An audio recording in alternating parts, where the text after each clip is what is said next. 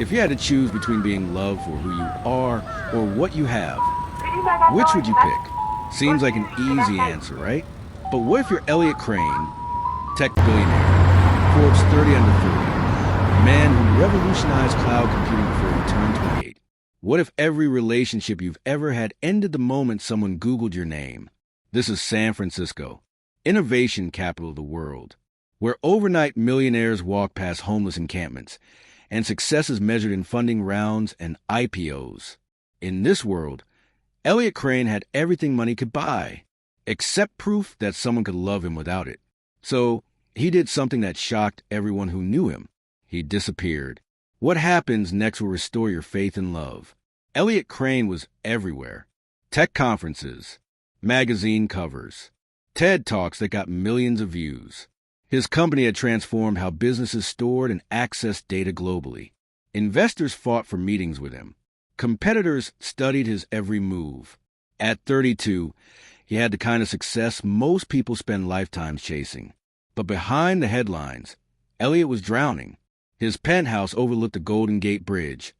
Stunning views, designer furniture, floor-to-ceiling windows that made you feel like you were floating above the city. And every night, he'd stand at those windows completely alone, wondering if this was all there was. The relationships always followed the same pattern. He'd meet someone at a coffee shop or a bookstore, somewhere normal, somewhere he could just be a person.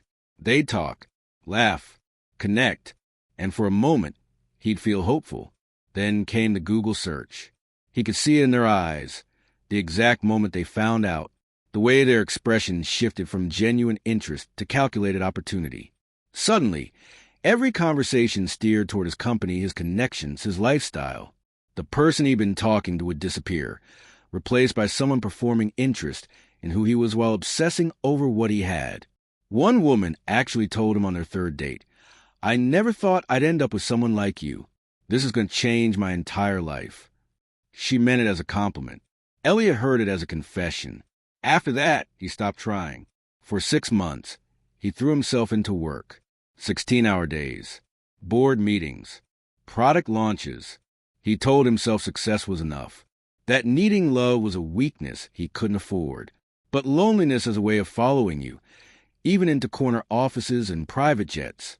One night, staring at his reflection in those massive windows, Elliot asked himself a question that changed everything. Was he unlovable? Or was he just surrounded by the wrong people? He needed to know, and there was only one way to find out. Have you ever wondered if people love you for the right reasons? Hit that like button if this hits different. The announcement came through a carefully worded press release. Elliot Crane taking sabbatical for personal development and mental health awareness. His board didn't like it, but they understood. Burnout was real, especially for tech CEOs. What they didn't understand was what he planned to do with his time off. Elliot started with his appearance. The tailored suits went into storage. He let his beard grow out, something he'd never done, because his PR team said it looked unprofessional. He bought clothes from Goodwill, jeans with worn knees, T-shirts from bands he'd never heard of, flannel that had belonged to someone else first. He left his penthouse for a modest studio apartment in the Sunset District. No doorman, no marble counters, just 4 walls and a futon he assembled himself. He became Ben. Just Ben, a guy between jobs, trying to figure things out. At first, it felt like wearing a costume, but slowly, something shifted. When he walked down the street, no one stared. No one whispered. No one pulled out their phones to sneak photos. He was invisible in a way he hadn't been since before his company went public. And it felt like breathing. He found the Westside Community Center through a volunteer website. They needed help with after-school programs, weekend events, general maintenance. No experience necessary. No background check beyond the basics. His first day, the director, a tired-looking woman named Patricia, handed him a mop and pointed to the gym floor. Basketball practice ran late. Kids tracked in mud. You good with that? Elliot Crane, who had 50 people managing his schedule and a personal assistant for literally everything, looked at the mop and smiled. Yeah, I'm good with that. For the first time in a decade, People looked through him instead of at him, and it was exactly what he needed. He met Nora Ellis on his third week, during the center's evening community health fair. She came rushing through the door, carrying 3 boxes of medical supplies, her scrub still on from her ER shift, dark hair escaping from a messy bun. She nearly dropped everything when she spotted him. "Hey, new volunteer, right?" "Ben." She didn't wait for an answer. "Can you help me carry these to the back room? They're heavier than they look." Ben, jumped up and grabbed 2 of the boxes. They were, in fact, heavier than they looked. "You're a nurse?" he asked as they navigated through the crowded hallway. "ER at SF General, which means I see what happens when people can't afford preventive care." She kicked open a door with her foot. "Hence, volunteer health screenings. It's not much, but it's something." That was Nora, always doing something. Over the following weeks, Elliot found himself looking forward to the evenings she volunteered. They'd end up organizing donations together or setting up chairs for workshops, and somehow these mundane tasks would turn into conversations that lasted hours. She talked about her patients, never names, always protecting privacy, but the stories behind them. The father who waited until his chest pain was unbearable because he had no insurance. The kid with asthma whose family couldn't afford an inhaler. The elderly woman who chose between medication and groceries every month. "The system's broken," Nora said one night as they folded donated clothes. "And I'm just one person with a stethoscope trying to patch holes in the Titanic. So what's the solution?" Elliot asked, genuinely curious. Her face lit up in a way that made his chest tighten. Accessible healthcare.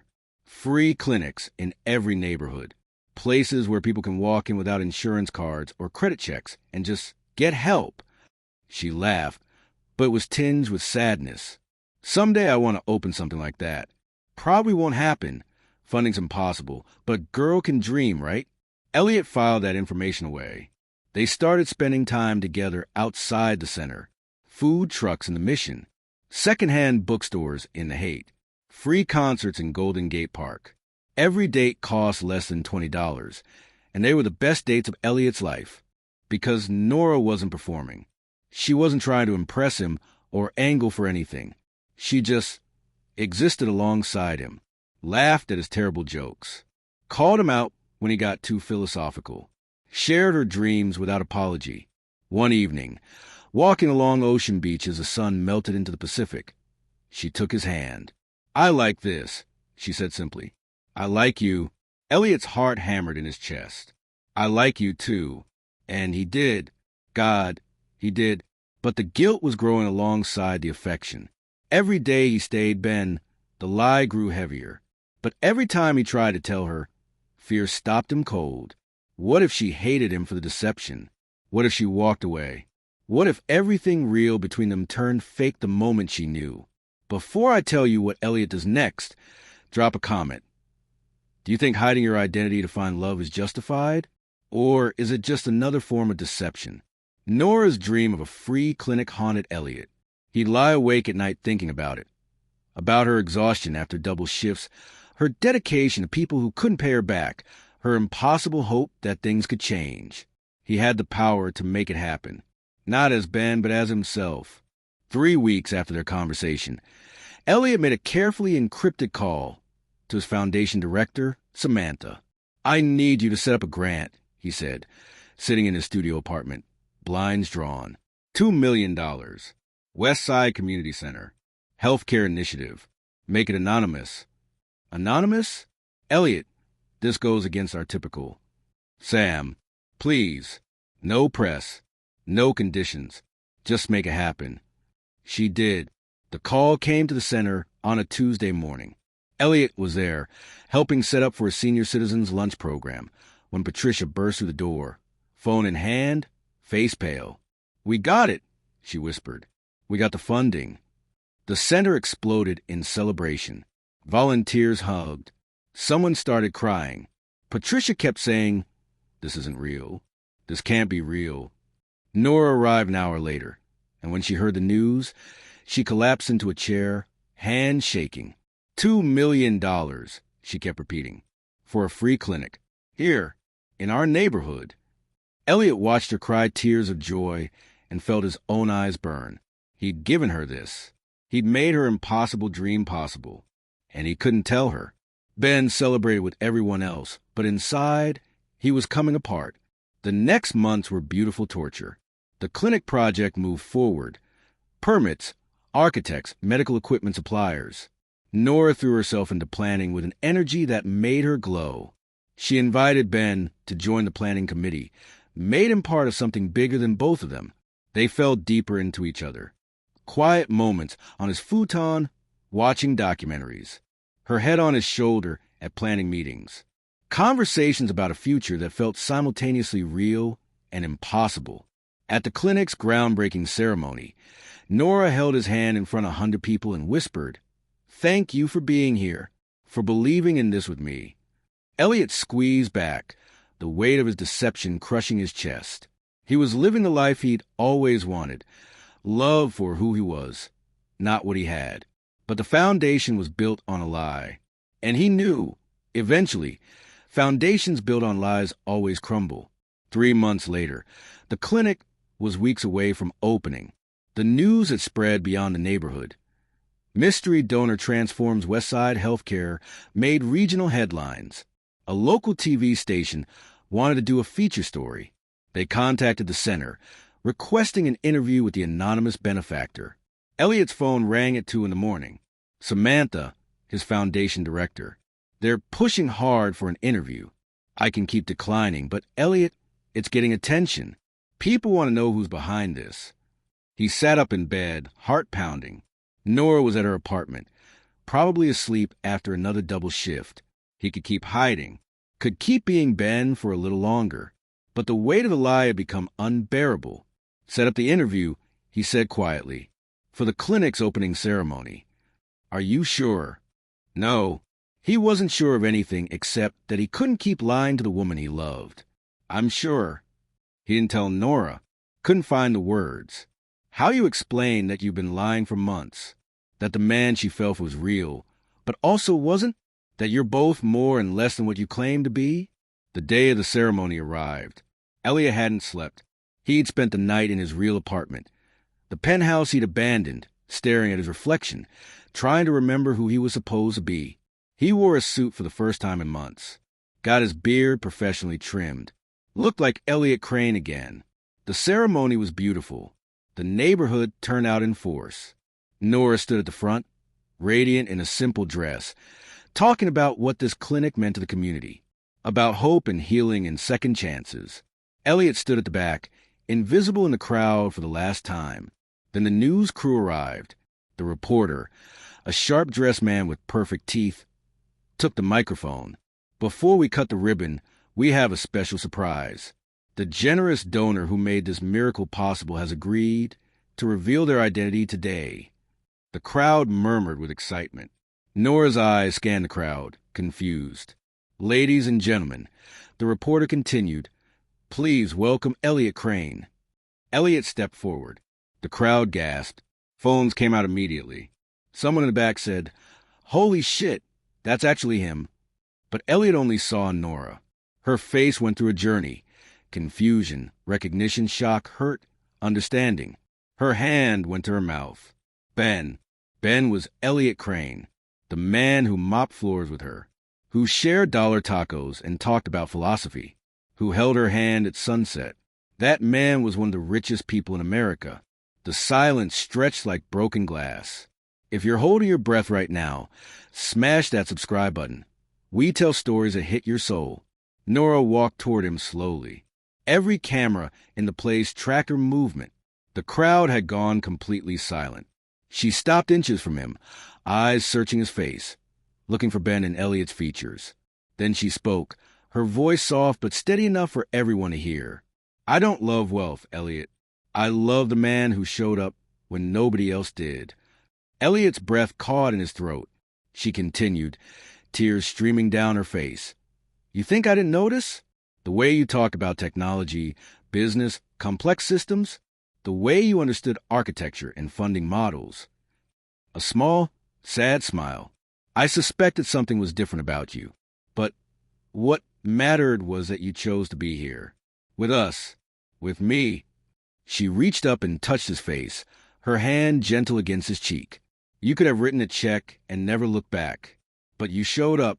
You mopped floors and folded chairs and listened to Mrs. Chin talk about her grandchildren for 45 minutes. You saw us. You saw me. The crowd erupted. Applause, tears, cheers. Cameras flashed like lightning. But in that moment, Elliot only saw Nora. "I'm sorry," he whispered, loud enough for only her to hear. "I was scared. I needed to know if I could love you without the $1 billion. Yeah, I get it." She laughed through her tears. "Turns out I fell for the guy in thrift store jeans. The billionaire thing is going to take some getting used to." He pulled her close, and she let him, and the crowd went wild. The story went viral within hours. #LoveBeyondWealth trended worldwide. News outlets everywhere picked it up. But the narrative wasn't about deception. It was about connection. People started sharing their own stories. Couples who met when they had nothing. Relationships that survived poverty and built something real. Moments when someone chose love over security, presence over status. The clinic opened 2 weeks later. Elliot and Nora cut the ribbon together. Her in scrubs, him in jeans. Equal partners in something bigger than both of them. Elliot went public about his involvement in community health care. Started speaking at conferences about corporate responsibility and authentic connection. Used his platform to amplify voices like Nora's. And at night, he'd go back to his studio apartment in the Sunset, the one he'd kept, the one that reminded him who Ben was, and fall asleep next to the woman who loved him at his simplest. If you had to choose between being loved for who you are or what you have, Elliot Crane found his answer in the most unexpected place. He found it in mopped floors and folded chairs, in dollar tacos and sunset walks, in a woman who saw through his disguise not because she uncovered it, but because she never cared about the costume in the first place. Here's what this story teaches us. Real love sees the person beneath the persona. It's not tested by deception or manipulation. It's proven through presence, through showing up when it would be easier to stay away, through choosing connection over comfort. Remember the first story. Donovan tested Arya from a place of fear and control, and he lost everything. Elliot hid from a place of hope and vulnerability, and he found what he was looking for. The difference? One tried to trap love. The other tried to create space for it to exist freely. Sometimes we have to strip away everything we think defines us to discover what truly matters. Our titles, our bank accounts, our achievements, they're real, but they're not everything. And the people worth loving are the ones who see us even when we're invisible to everyone else. Nora didn't fall in love with Elliot Crane, tech billionaire. She fell in love with Ben, the guy who showed up, and when she discovered they were the same person, she loved him even more. Not for what he had, but for the courage it took to risk everything just to be seen. If this story moved you differently than you expected, hit that like button and share it with someone searching for real connection. Comment below. Would you date someone if you knew they were hiding their wealth? What would you do in Nora's position? And subscribe to Earthly Tales, where every story teaches you something about being human. Because at the end of the day, we're all just looking for someone who sees us. Really sees us. Not our Instagram profile, or our job title, or our net worth. Just us. And that kind of love, that's worth more than any fortune. See you next time.